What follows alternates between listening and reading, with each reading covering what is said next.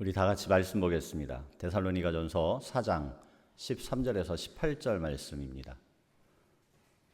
형제들아, 자는 자들에 관하여는 너희가 알지 못함을 우리가 원하지 아니하노니 이는 소망 없는 다른 이와 같이 슬퍼하지 않게 하려 함이라. 우리가 예수께서 죽으셨다가 다시 살아나심을 믿을진대 이와 같이 예수 안에서 자는 자들도 하나님이 그와 함께 데리고 오시리라. 우리가 주의 말씀으로 너희에게 이것을 말하노니 주께서 강림하실 때까지 우리 살아남아 있는 자도 자는 자보다 결코 앞서지 못하리라. 주께서 호령과 천사장의 소리와 하나님의 나팔 소리로 친히 하늘로부터 강림하시리니 그리스도 안에서 죽은 자들이 먼저 일어나고 그 후에 우리 살아남은 자들도 그들과 함께 구름 속으로 끌어올려 공중에서 주를 영접하게 하시리니 그리하여 우리가 항상 주와 함께 있으리라. 그러므로 이러한 말로 서로 위로하라. 아멘. 할렐루야. 우리 인사하겠습니다. 사랑합니다. 축복합니다. 오늘은 본문의 말씀을 가지고 소망을 잃지 않는 이유라는 제목으로 함께 은혜를 나누겠습니다. 혹시 우리 성도님들 가운데 걷기 운동이나 등산 좋아하시는 분들 계신가요? 제가 보니까 몇 분 계신 것 같아요. 걷는 거 좋아하시고 높은 산은 아니지만 그래도 가까운 산, 얕은 산 이렇게 올라갔다 오는 거 운동 삼아서 취미 삼아서 하시는 분들이 좀 계신 것 같습니다. 저도 요즘에 하루에 1시간씩 꾸준히 운동하려고 애쓰고 있어요. 그래서 달리기도 하고 걷기도 하고 또 종종 시간이 나면 높은 산에 오르면서 건강을 유지하려고 노력하고 있습니다. 매일 이렇게 운동을 좀 하다 보니까 몸도 가벼워지는 것 같고요. 체력도 생기는 것 같아서 참 좋은 것 같아요. 특히 이 산에 오르면 성취감이 있어요. 높은 산에 올라가고 나서 그 올라가는 동안 힘들잖아요. 숨차고 다리 아프고. 근데 그걸 다 오르고 정상에 딱 섰을 때 이렇게 얻어지는 성취감이 있거든요. 와, 이렇게 높은 산에 내가 올라왔구나. 내가 해냈구나. 그래도 아직 내 무릎은 건강하구나. 이런 마음이 드니까 뿌듯하기도 하고요. 그리고 삶에 대한 자신감도 생기는 것 같습니다. 그런데 이 등산을 하다 보면 종종 생각지 못한 어려운 코스를 만나서 당황할 때도 있어요. 포기하고 싶은 순간도 있습니다. 제가 몇 년 전에 아내하고 함께 설악산 대청봉회를 좀 다녀온 적이 있어요. 처음에는 그래도 좀 올라갈 만 했는데 가다 보니까 이 경사가 너무 가파르고 길이 험해지더라고요. 굉장히 길이 험합니다. 그냥 일상적으로 걸을 수 있는 길이 아니에요. 이게 발 한 번 잘못 디디면 정말 위험한 상황이 생길 수 있는 벼랑 끄트머리 같은 그런 길이 계속 이어지더라고요. 숨도 차고 다리는 천근만근이고 위를 올려다보면 도대체 끝은 안 보이고 그때 그런 마음이 드는 거예요. 아휴, 내가 지금 무슨 부귀영화를 누리겠다고 이 고생을 사서 하나. 내가 왜 굳이 내 몸을 이렇게 괴롭혀가면서 여기로 올라가겠다고 이러고 있나. 그런 마음이 드는 거예요. 그냥 포기하고 누가 나 좀 업어다가 데려다 줬으면 좋겠다. 올라가는 것도 올라가는 건데 내려가는 것도 어떻게 내려가나. 이게 내려가는 것도 경사가 급하고요. 다 돌산이다 보니까 진짜 발 한번 헛디디면 큰일 나겠더라고요. 그런데 그 높이 올라갈수록 중간중간 보이는 그 설악산의 비경이 있어요. 그거 얼마나 장관이든지 잠깐씩 쉬면서 그 경치를 보고 나면요. 또다시 힘이 나요. 그래서 계속 가게 되더라고요. 저 꼭대기 제일 높은 저 대청봉 정상에 우뚝 서면 얼마나 아름다운 장관이 펼쳐질까. 그 기대감, 그 소망이 생기니까 힘들어도 계속 걷게 되더라고요. 어쨌든 그날 우여곡절 끝에 아내와 함께 10시간 동안을 올라갔다 내려왔습니다. 근데 한번 갔다 오니까 두 번 다시 갈 엄두가 안 날 만큼 참 힘들었던 기억이 있어요. 여러분, 우리가 살아가는 인생길도 어찌 보면 이와 참 비슷한 것 같습니다. 동네 뒷산의 가파른 고개 정도가 아니라 정말 내 인생의 벼랑 끝에 섰다고 느껴질 때가 있다는 거죠. 어느 날 갑자기 찾아온 건강의 적신호 앞에서 이리저리 뛰어다녀도 도무지 막을 길이 없는 재정의 절벽 앞에서 혹은 내 마음대로 되지 않는 자녀나 꽉 막힌 인간관계의 답답함 앞에서 우리는 천길 낭떠러지 앞에 선 것처럼 막막함을 느낄 때가 있습니다. 여기서 한 발짝만 헛디디면 끝이구나. 탄식하면서 남몰래 눈물 흘리는 밤이 우리 모두에게 있어요. 세상 사람들은 이런 벼랑 끝에 서면 모든 것이 끝났다고 이제는 포기하라고 말합니다. 그런데 여러분, 오늘 우리가 믿는 하나님은 우리가 그 벼랑 끝에서 홀로 떨어지도록 방치하시는 분이 아니세요.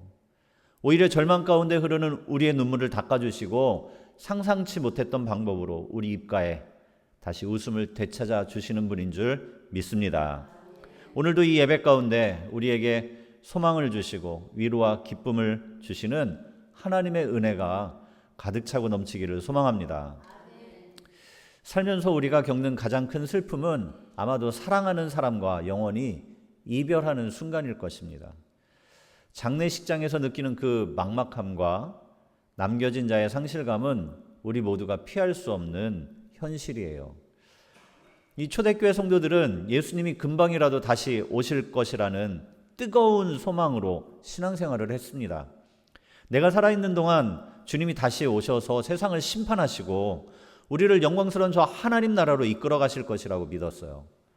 그래서 그 모진 고난과 핍박도 다 견뎌낼 수 있었습니다. 그런데 문제가 생겼습니다. 예수님이 다시 오신다고 하셨는데 아직 안 오셨거든요. 아직 안 오셨는데 주님이 오시지 않았는데 질병과 핍박으로 세상을 떠나는 성도들이 하나 둘 생겨나기 시작한 거예요. 죽음을 보지 않고 주님을 맞이할 줄 알았는데 막상 죽음이라는 절벽이 눈앞에 다가오자 성도들은 큰 혼란과 슬픔과 두려움에 빠지게 되었습니다. 여러분, 이 죽음의 문제는 초대교회 성도들만의 문제가 아니잖아요. 지금을 살아가는 우리들도 점점 하루하루 나에게 다가오는 죽음을 직면하게 돼요. 언젠간 나도 눈을 감을 날이 올 텐데 막연하게 그런 두려움과 걱정을 다 안고 살지 않습니까? 바로 이 죽음이라는 벼랑 끝에 서서 슬퍼하는 성도들에게 사도 바울은 위로의 메시지를 전해요. 죽음 때문에 슬퍼할 이유가 없다는 것입니다. 오히려 소망이 있음을 선포하고요. 서로 이 소망으로 위로하라고 권면하는 것이 오늘 본문 말씀입니다. 그럼 바울이 외친 그 소망의 이유는 무엇일까요? 슬퍼하지 않을 이유가 무엇일까요? 우리가 죽음과 같은 절망의 순간에도 낙심하지 않고 서로 위로할 수 있는, 소망을 품을 수 있는 이유는 무엇일까요? 첫째, 죽음은 끝이 아니라 잠시 쉬어가는 잠과 같기 때문입니다. 우리가 인생의 벼랑 끝에서도 결코 소망을 잃지 않을 수 있는 이유는 그리스도 안에서 마주하는 모든 죽음과 절망이 끝이 아니라 영광스러운 아침을 맞이하기 위한 잠이기 때문이라는 거예요. 우리 본문 13절과 14절을 함께 보겠습니다. 형제들아, 자는 자들에 관하여는 너희가 알지 못함을 우리가 원하지 아니하노니 이는 소망 없는 다른 이와 같이 슬퍼하지 않게 하려 함이라. 우리가 예수께서 죽으셨다가 다시 살아나심을 믿을진대 이와 같이 예수 안에서 자는 자들도 하나님이 그와 함께 데리고 오시리라. 오늘 본문 13절과 14절을 보면 사도 바울은 죽은 자들을 가리켜서 계속해서 잠든 자들, 자는 자들이라고 표현합니다.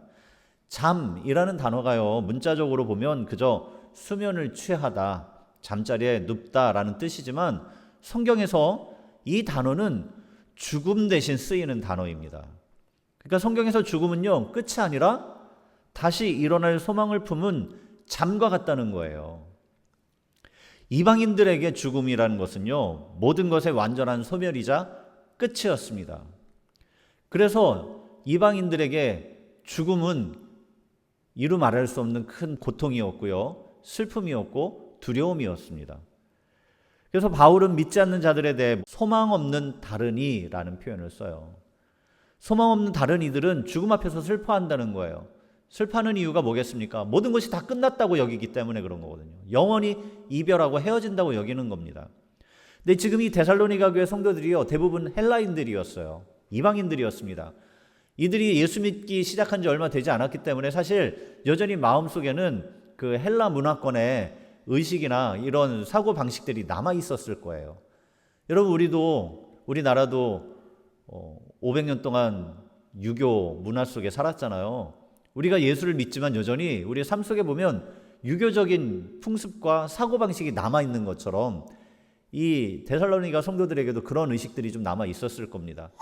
그러니까 성도가 죽는 모습을 보면서 두려웠던 거예요. 혼란스러웠던 거예요.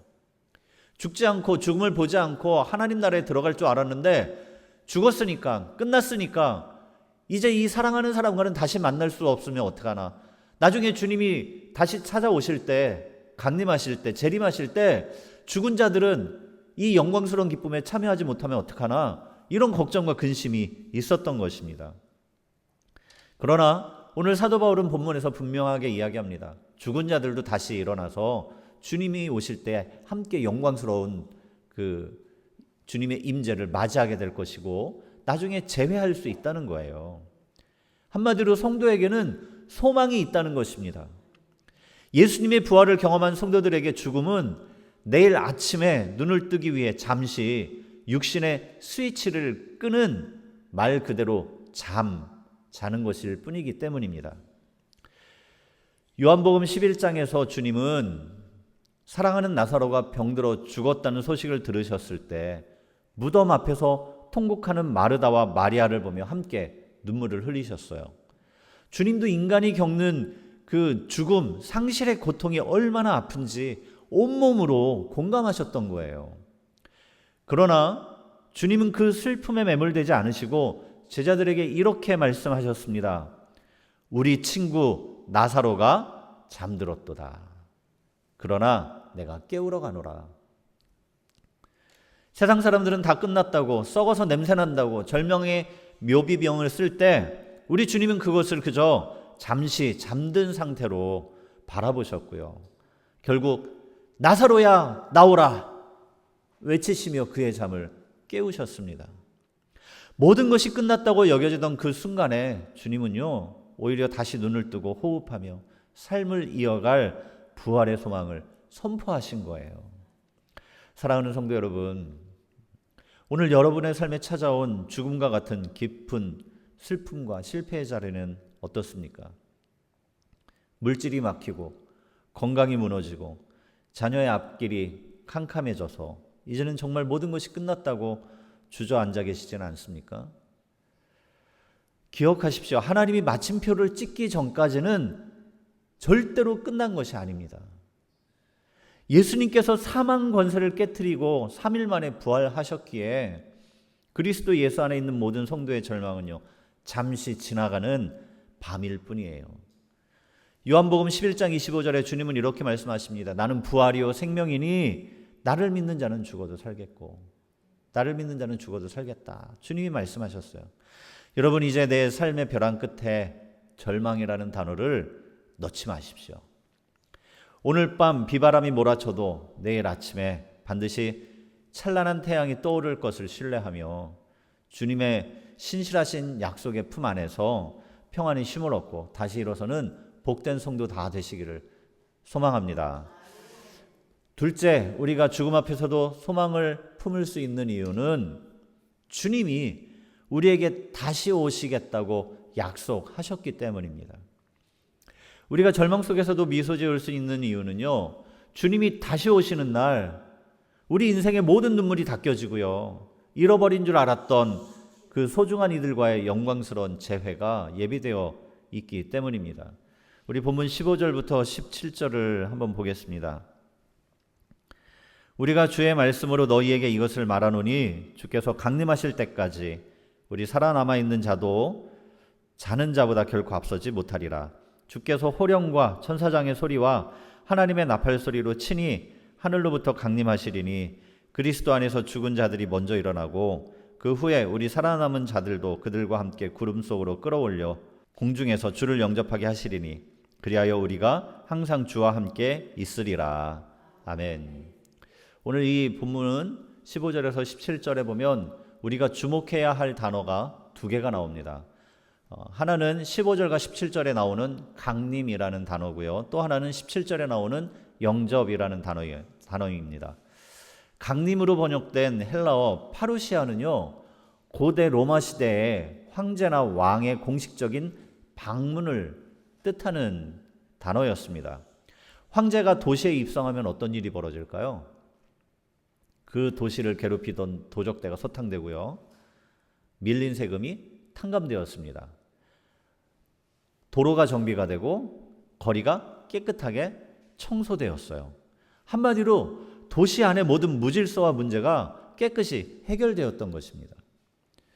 여러분들도 대신방 받으면 어떻게 하세요? 오랜만에 평소에 안 닦던 곳까지 먼지 싹싹 닦아내지 않습니까? 우리 목사님 오신다고. 목사님이 오실 때 주님이 우리 집에 함께 오신다고 믿으니까, 생각하니까 청소하고, 평소에 안 하던 물걸레질도 좀 하고, 평소에 안 닦던 먼지도 좀 닦고, 집안을 깨끗이 정리하잖아요. 하물며 그 옛날에 황제가 우리 도시를 방문한다고 하면 오죽하겠어요. 제가 군 생활할 때 사단장님이 우리 부대 방문한다 그러니까요, 새벽부터 병사들 나가가지고 다 잡초 제거하고 풀 뜯고 돌 줍고 난리가 났어요.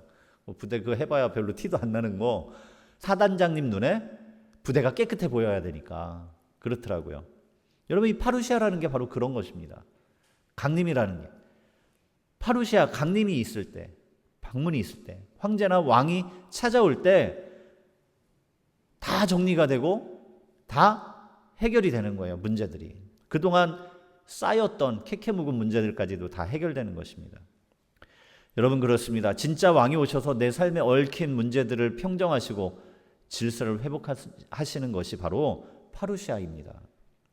우리가 절망 가운데도 소망을 잃지 않는 이유는 만왕의 왕이신 예수님이 우리에게 다시 오실 것이기 때문이에요.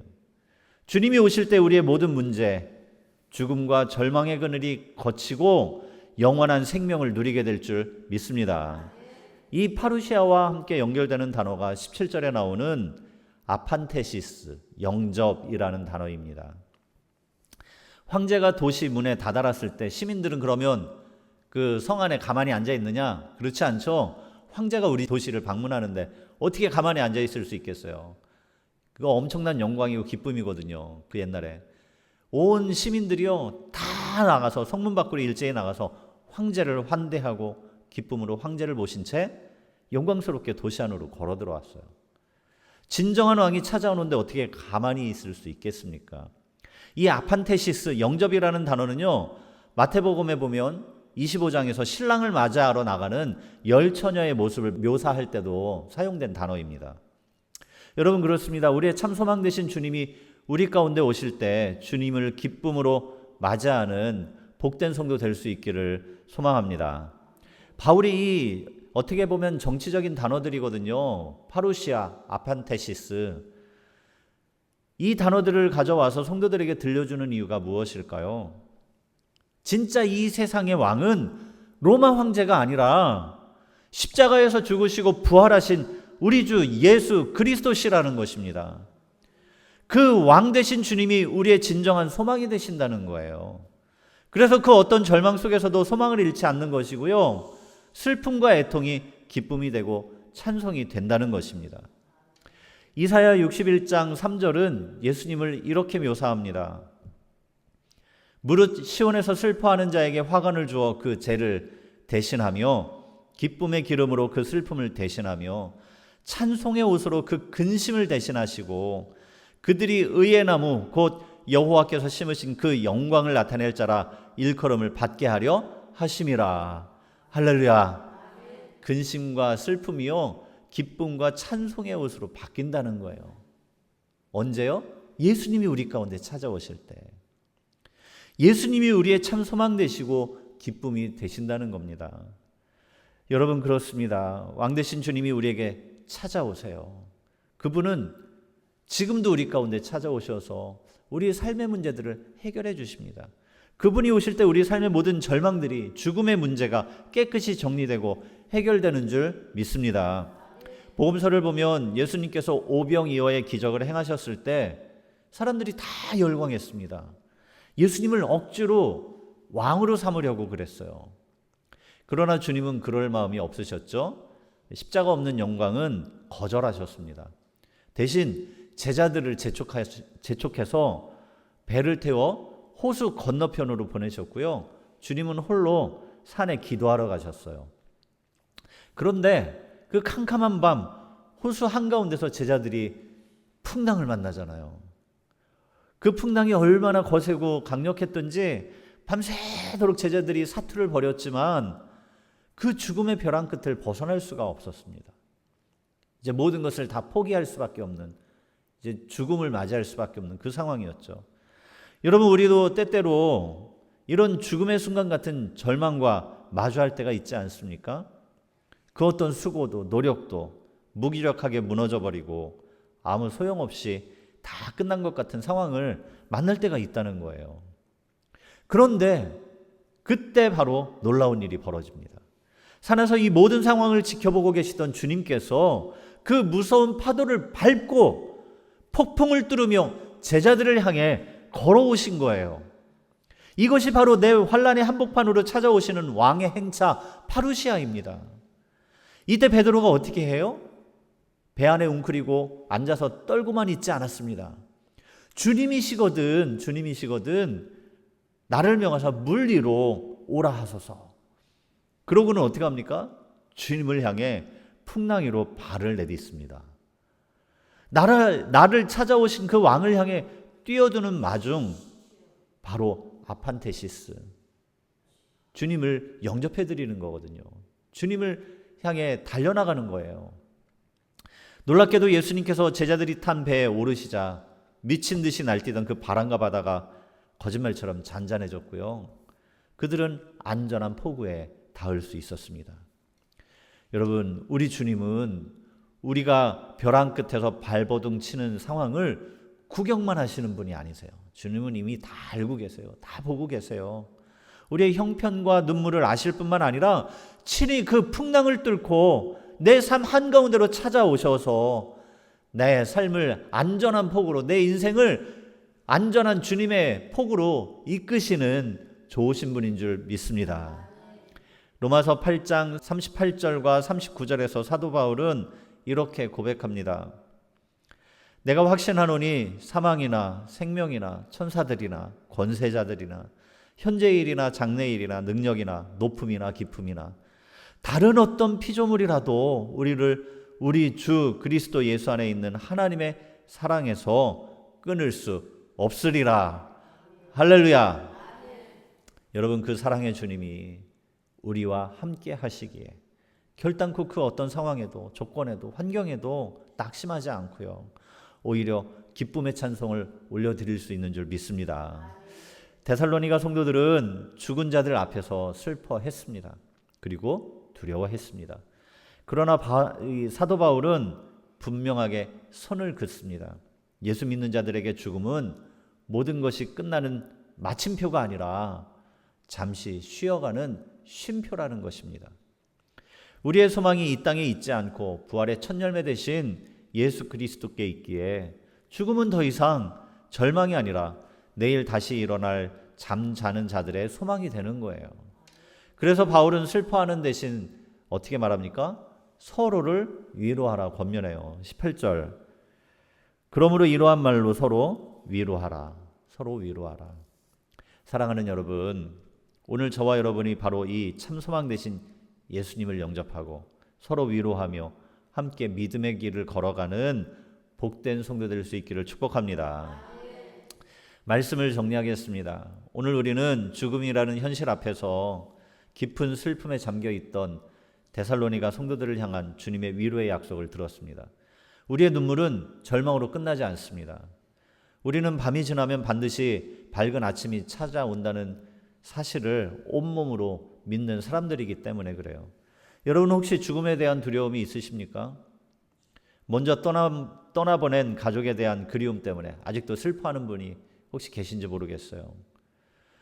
혹은 밀려오는 삶의 문제와 경제적인 위기, 늙어감과 연약함이라는 벼랑 끝에 서서 소리 없이 신음하는 분이 계신지도 모르겠습니다. 그러나 오늘 이 위로의 말씀을 여러분 가슴에 깊이 새겨 넣으십시오. 우리는 지금 캄캄한 밤길을 걷고 있는 것이 아니라 만왕의 왕 되신 주님을 맞이할 가장 눈부신 아침을 향해 한 걸음씩 걸어가고 있는 것입니다. 이제 삶의 현장에서 세상의 거친 소리가 여러분을 낙심케 할 때마다 마음속으로 외치세요. 내 절망은 끝이 아니라 잠이다. 왕 되신 주님이 내게로 찾아오신다. 그 주님이 우리와 영원히 함께 하신다. 이 확신을 가지고, 이 소망을 가지고 주님이 주시는 기쁨을 누리는 진정한 소망의 사람 다 되시기를 주님의 이름으로 축복합니다. 기도하겠습니다. 사랑과 위로의 아버지 하나님, 오늘도 말씀을 통해 우리에게 위로와 소망을 주시니 감사합니다. 성령님 늘 우리 가운데 함께 하셔서 이 세상 어떤 절망적인 순간이 올지라도 우리를 위해 피 흘려 죽으실 뿐 아니라 다시 사시고 영원토록 함께 하실 주님을 바라보게 하여 주옵소서. 그래서 예수님 때문에 우리의 슬픔과 근심이 기쁨과 찬송이 되게 하시고 날마다 주님과 동행하는 소망의 사람들 다 되게 하여 주옵소서. 감사드리며 예수님 이름으로 기도합니다. 아멘.